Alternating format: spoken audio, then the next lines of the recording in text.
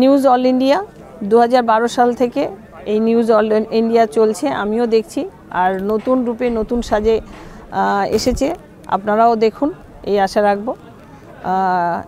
NAI 24।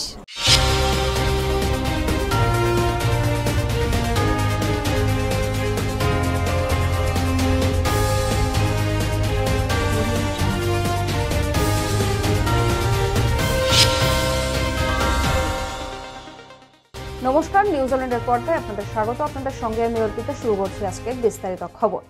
আজ সোনারপুর উত্তর বিধানসভার খেয়াদহ 2 নম্বর গ্রাম পঞ্চায়েতের পামিরা গার্ডেনে একটি সাংগঠনিক সভার আয়োজন করা হয়। এই সভায় উপস্থিত ছিলেন বিধায়িকা ফেরদৌসী বেগম, রাজপুর সোনারপুর সিআইসি নজরুল আলী মণ্ডল, সোনারপুর ব্লকের 5টি পঞ্চায়েত উপস্থিত ছিল এই সভায়। বনহুগলি 1, বনহুগলি 2, খেয়াদহ 1, খেয়াদহ 2, কামরাবাদ। সকল পঞ্চায়েত সদস্য, সমিতির কর্মাধ্যক্ষ ও জেলা পরিষদ সদস্য এবং তৃণমূল কংগ্রেসের বুথ স্তরের সকল কর্মীবৃন্দ উপস্থিত ছিল এই সভায়। তাদের উপস্থিতিতেই একটি ভিডিও ক্লিপিং চালানো হয়, যেখানে দেখানো হয় খেয়াদহ 2 নম্বর অঞ্চলের উন্নয়নের কাজ।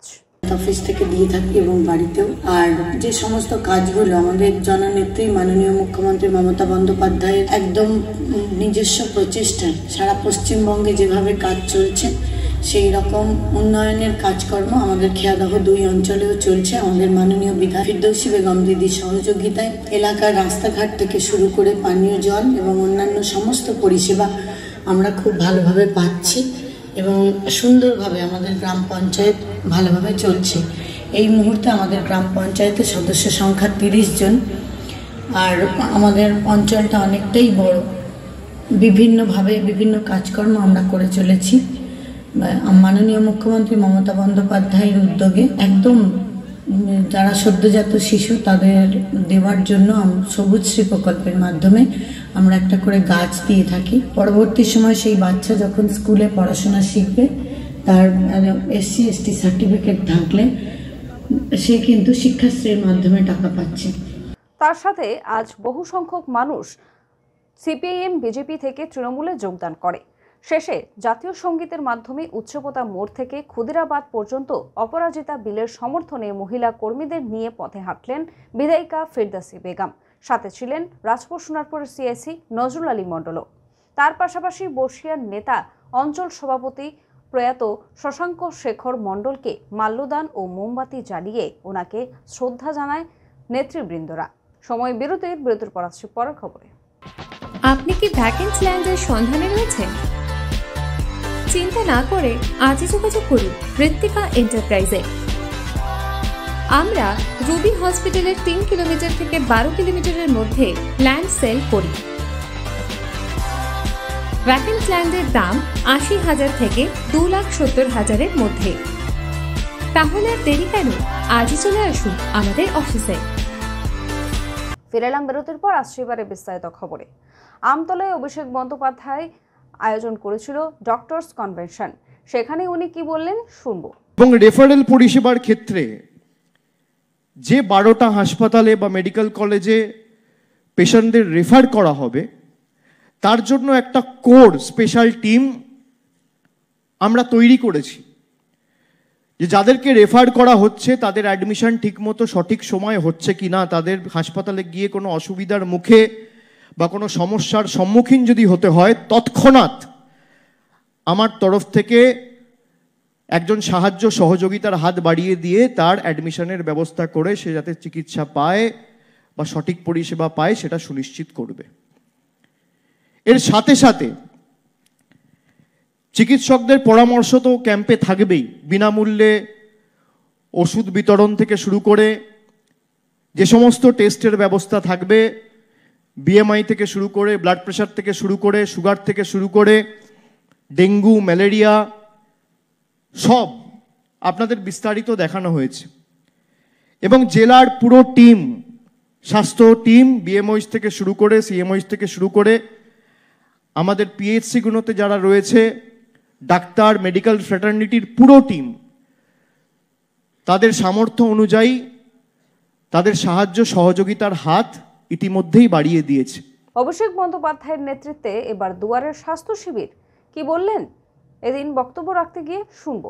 আমরা প্রথমে যখন এই কর্মসূচি নিয়ে আলোচনা শুরু করি এবং প্রাথমিকভাবে আমি যখন চিন্তা ভাবনা শুরু করি, আমি 4-5 জনের সাথে কথা বলেছিলাম, এমনকি এখানে সিনিয়র ডাক্তার রেজাউল করিমও আছেন, আমি তার সাথেও আলোচনা করেছিলাম।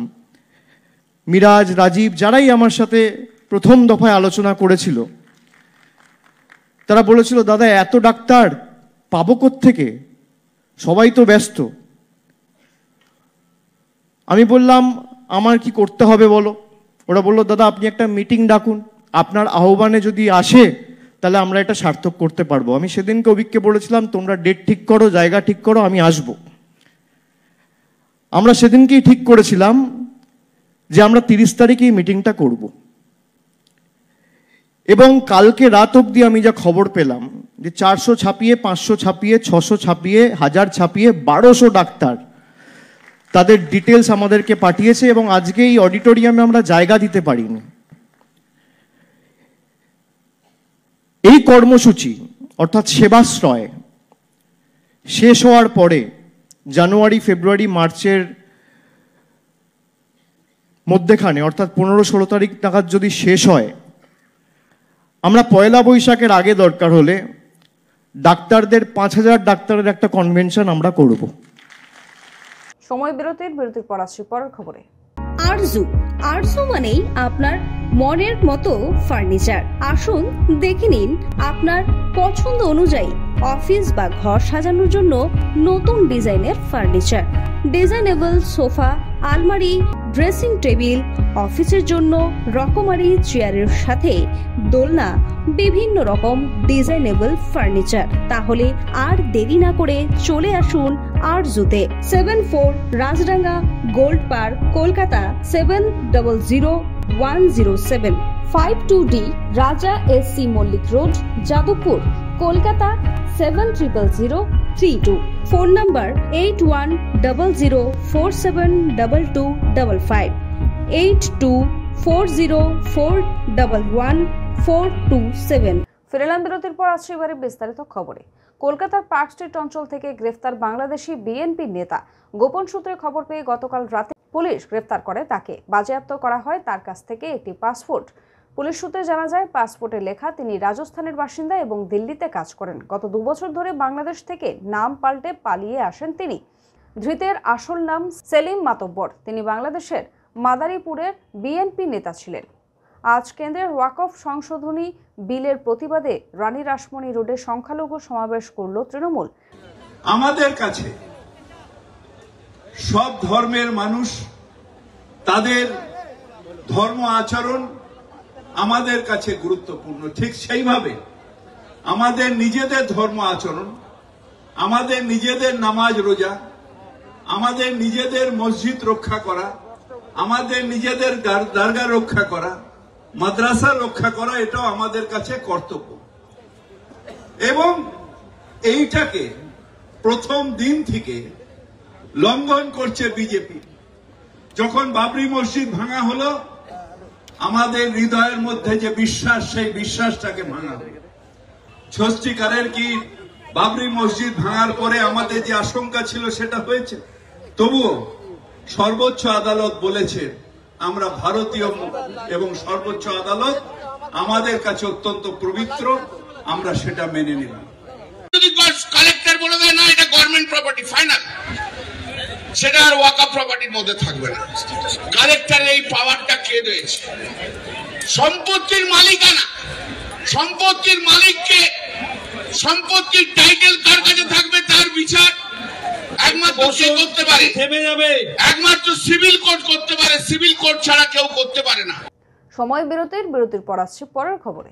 ভালো বিউটি পার্লার বা সেলুন খুঁজছেন?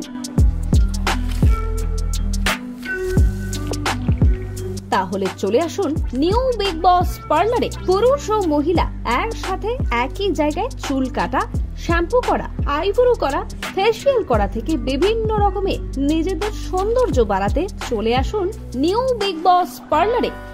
ঠিকানা। ফিরে এলাম বিরতির পর আসছে এবারে বিস্তারিত খবরে।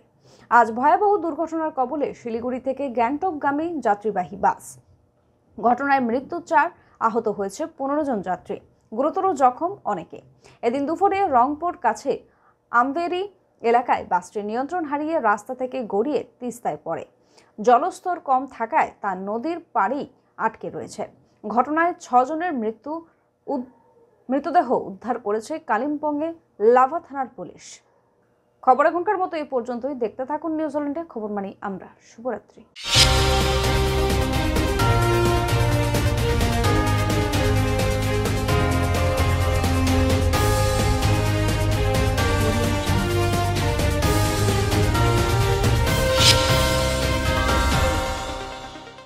নমস্কার, আমি সায়নী ঘোষ। নিউজ অল ইন্ডিয়ার সকল দর্শককে অনেক প্রীতি ও শুভেচ্ছা। আমিও দেখছি, আপনারাও দেখুন।